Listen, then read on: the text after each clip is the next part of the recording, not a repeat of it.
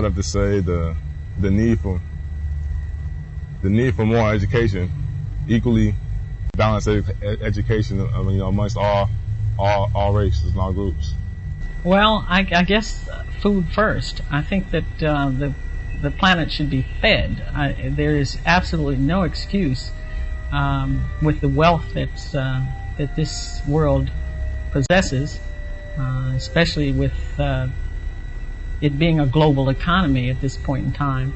There is absolutely no excuse for everyone in the world not having food. What should we be addressing?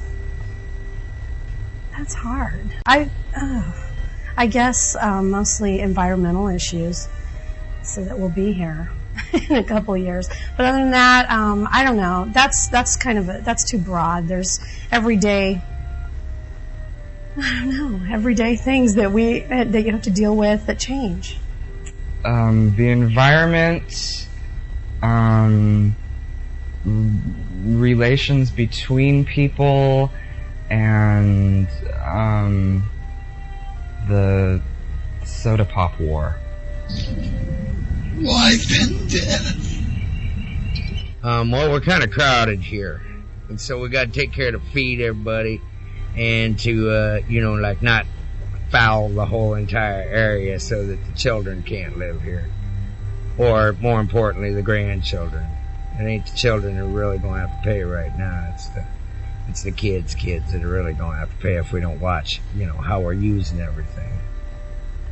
First thing that comes to my mind would be nuclear disarmament. I think we really should try to get rid of the nuclear weapons throughout the world.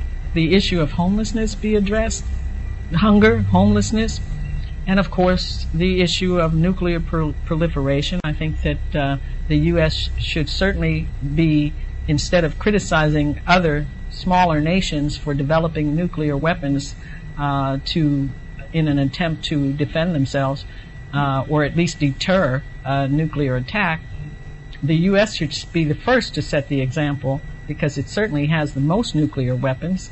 The globalization of capital, that's a major issue. I'm also pretty concerned about the environment in terms of pollution, in terms of the privatization of natural resources, corporations coming in and taking over forests and doing evil things.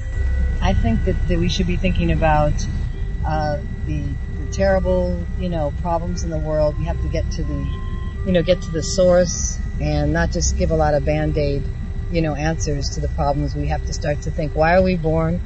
What are we doing here, and where are we going? Probably what we're doing to the planet, as far as destroying it, deforestation, just pollution, just ill regard for each other, like our next generation. They don't care about, people don't care about anything but themselves.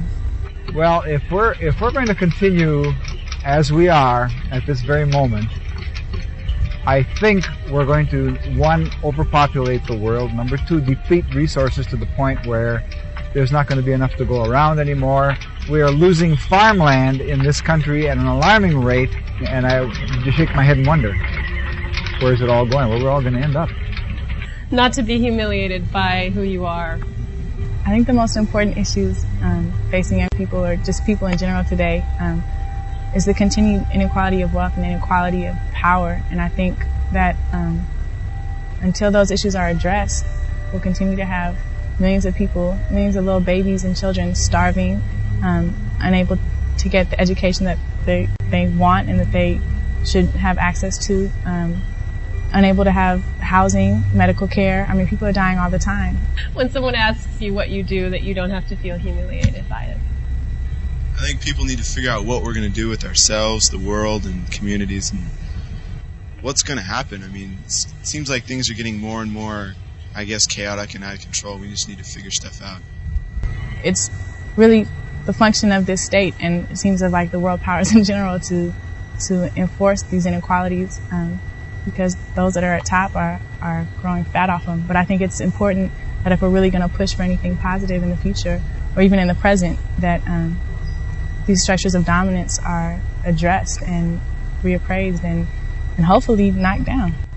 Well, I guess to be able to live peaceably with each other, improve the state of like the economy for the poor countries, and the richer countries should help the poorer countries achieve that. And in general, I guess more amity and understanding between people. My first instinct, my first impulse is to say environmental issues. I am not particularly big on them myself as far as my own personal political involvement is concerned. I am more of a Marxist, really, more preoccupied with economic issues. I think that it's becoming increasingly clear that all of the latest inventions in biotechnology and computer technology, and they're not taking us forward. They're not making life better for the average world citizen. Without education, as far as America goes, there's no hope for a bright future. Education.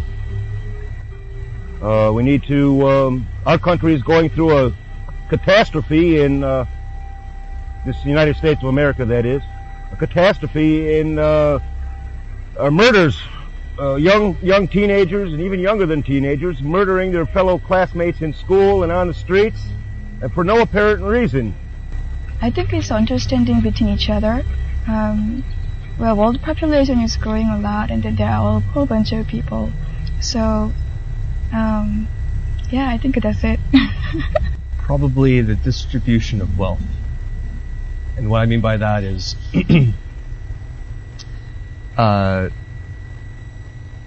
certain people are able to hoard vast amounts of resources and other people have nothing. And as a result, Americans, for instance, get to ride around in $50,000 Lexus automobiles, and meanwhile, in India, they have a hard time making sure that children have enough to eat.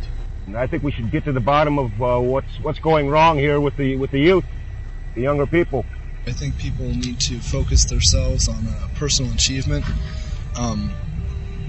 That's what it's all about, is expanding your own horizons and expanding your own mind. And everything else will come naturally if we're all educated in that way. The problem of this beginning of this new millennium is the challenge is to transform our situation into one fit for human beings.